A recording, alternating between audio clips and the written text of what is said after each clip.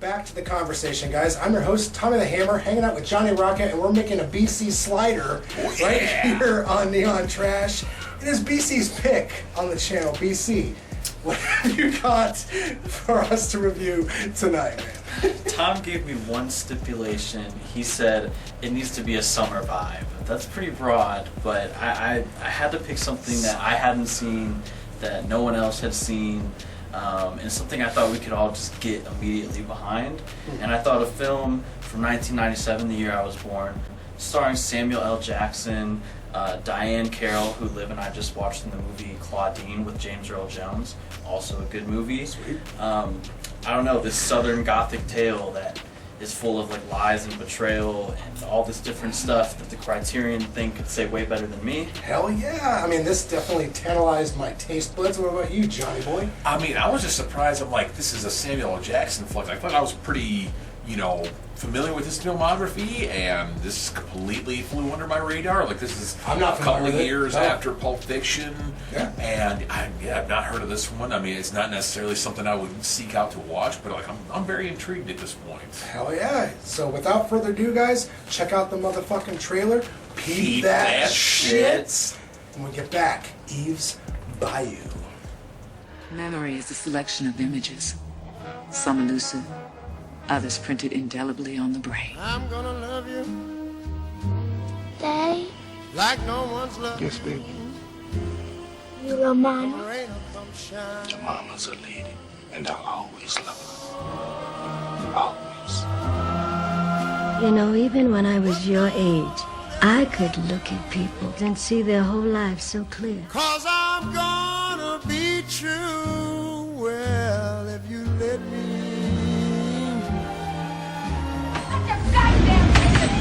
Days may be cloudy. What's wrong?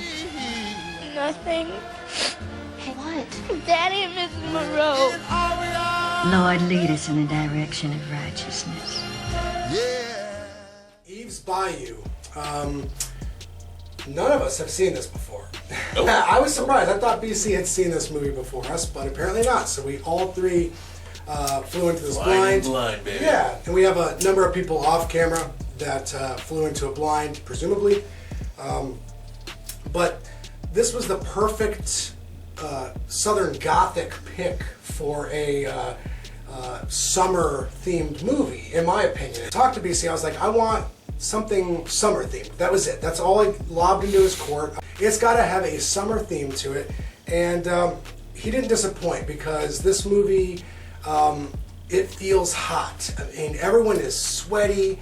The scenes have a lot of people smoking cigarettes, and there's like a lot of like seductive cinematography, and the overall vibe is definitely kind of like hot and bothered, which is what I like about summer themed movies of this nature. And so yeah, this is an adult tale, and I don't know what you would exactly classify this as, because on one hand it feels like there's a vague, maybe supernatural undertone to it, but it's handled so realistically and rooted into reality.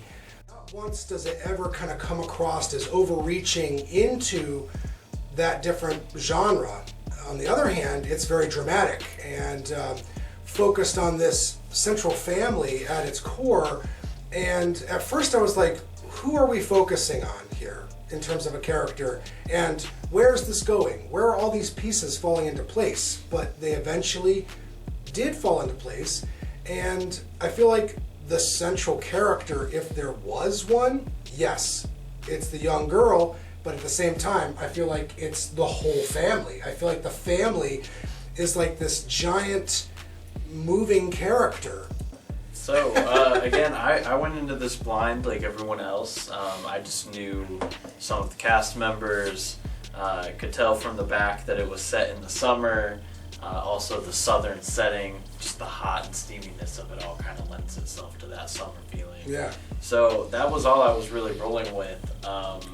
And so I went in with kind of just like as unbiased expectations as I could have. I was trying to go in there with, and I ended up loving everything. I think like the atmosphere, not just because it matched the summer vibe, but just like there is this like steamy tension throughout all of it, and like you said, all of these different characters are important because it's the relationship that they have with each other. Like one is kind of the mom's favorite, one is kind of dad's favorite. They each have this like different, very specific dynamic with each other, and it leads to different conflicts, it leads to different resolutions, but it always makes everything interesting. And it's almost like a butterfly effect of things too. It's like, well, each decision that's made or each relationship that's kind of engaged with more, it's pushing things in this particular direction, which is a tragic direction. Yes. That being said, the film does have like good comedic moments too. I feel like it knows it's heavy and it gives you some kind of like breaks in between, which is very, I'm grateful for that. But yeah, I don't know, it's just like everybody acting in it is on their A game. The story, like you said, it's like one that I'm not going to be like, oh, I loved it, but I'm intrigued by it, and I'm going to think about it, and I still liked it for sure. So there's like a lot of reasons to want to watch this, even for just the production and set design alone. It's like the locations, I don't know, everything is beautiful, everything's on point. Did you ever, as a kid, you stay home from school because you were sick, right? And after, you know, maybe you watch a little news, you watch The Price is Right. Once that's over, what's on next on all the big channels? Soap operas. Right? And it's like, you don't, like, you know, especially as us guys, we don't watch soap operas, right? You know, but you happen to be sick, you know, you heard about it, maybe you start watching, and suddenly you're like, investing in, like, oh damn, she's cheating on so and so with such and such, you know, and you're sucked into it right away. That's kind of what this felt like to me. Like, this movie is like the tea. Like, this movie is all about the tea. Like, oh damn, who's getting with who behind who's back? Like, what's going on? Who sees what? Like, this is like, you know, and like this is like, I mean, something I normally would never like really watch. Like, I would have no interest in something like this, but like I start watching it, I'm just like, oh shit, man, it's going down. Like, this is just going on. Like, oh damn, right? Like, oh shit, you know, you're seeing something you're not supposed to see. You know, and you're following this poor middle child, poor third middle child is left with nothing, right? And they witness this horrible act, you know, and then of course, you know, then that favorite is like the older sister, right, who's then somehow she saw how she's been wronged, you know, and she just gets all twisted up in this whole thing, and it's like, wowzers, like, it's just this whole huge drama or something that you see, just like eating popcorn, like, oh my god, like, you know, and you're sucked into it. I feel like BC definitely brought a different film to the old plate tonight. This is out of left field, at least to me. I mean, the theme is there, you know, like we're saying, summertime theme, and this is like one of those torrid tales that you would like read in like a pulp book or something like that. You know, you get this like kind of sultry, vaguely supernatural storyline wrapped up in all that drama. And it feels very pulpy, very soap opera. Yeah, exactly. You got some infidelity in there, but then you got some, you know, that southern Louisiana voodoo, which I love. You know, I love. And they used just enough of it. Yeah. You know, and it was right. It was intriguing and you know, captivating in its own way in terms of the characters and the narrative. I will say that, you know, some of it was like, it could come across as maybe one note, I guess, to people in terms of like how it makes a beeline it felt for its like, intentions. Right, because it seemed like, I didn't want to say it felt like it was kind of spinning its wheels spinning used to like a great benefit of storytelling and eliciting that feeling from the audience. And when I say it like makes a beeline, I feel like the director had an intention. Like they knew what they wanted to convey to the audience. They had this story. You know, Samuel L. Jackson himself, I saw, was a producer of the film, so he believed in the narrative. And I feel like I've always been a huge fan of Sam Jackson. I love him as an actor. Tarantino always utilizes him perfectly in his films, but here you get to see a different side to the man. Like, you get to see him do a very nuanced and layered character that has lots of flaws. Part of it is my own interest in him as an actor, but then he transverses those two things into a character that I like and didn't like at the same time.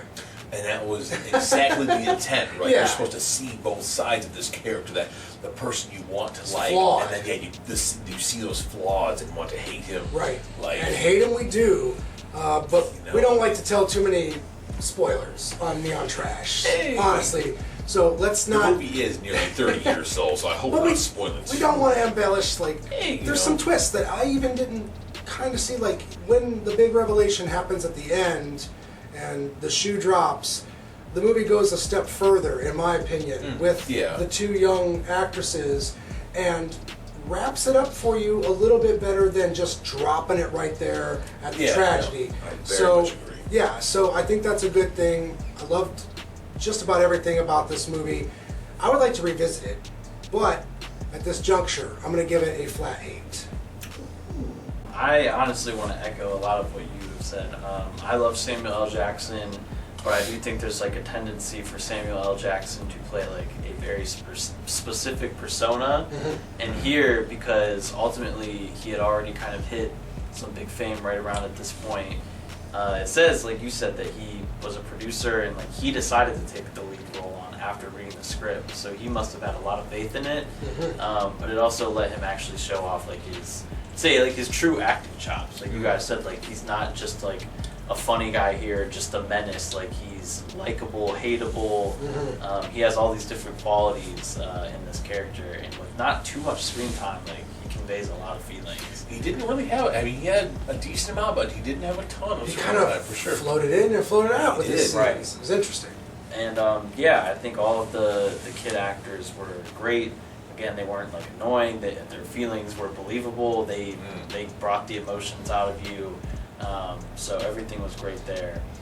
I will say, I think I'm with you, Tom. It's like I'm almost giving it a lower rating, but like for a positive reason. It's one that I feel like will benefit from rewatches. I feel like we'll pick up on like little nuances of the story, or like just little things in discussions that maybe we didn't quite catch the first time, that once you have these little realizations, it just makes the movie and this like unraveling downward spiral more interesting and fun again. Sure. So I'm going to go with the 8 out of 10 as well. Wow. Again, with room to only grow. It would never go down from there. So Yes. great movie.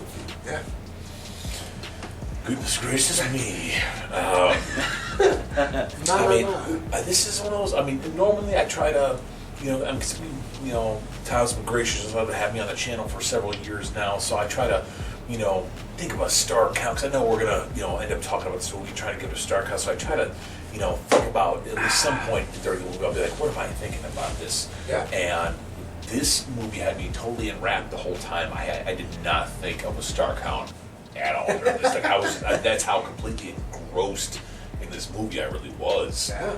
And I mean, I'm hovering like an 8.5, almost a flat 9. Oh, like a little this, that. yeah, I'm a little bit above that, because this, there was a whole lot that was really like vibing for me with this. I mean, of course, Samuel L. Jackson was awesome, and he's one of my favorite actors. He's a top 10 actor for me personally. Yeah, he's great. So to see another movie in his catalog that I haven't seen before was fantastic, and just, I mean, it was a hell of a story. Like it was just, I gotta thank BC for bringing this over, because I would never think to like dig up a movie like this.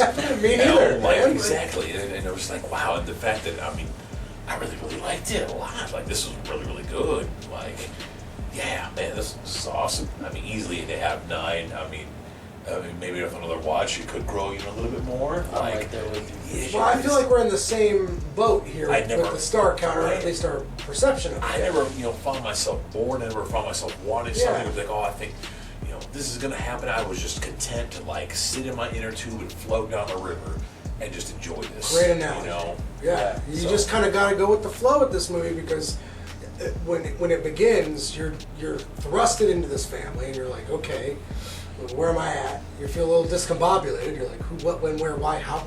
You know what I'm saying? And that's okay.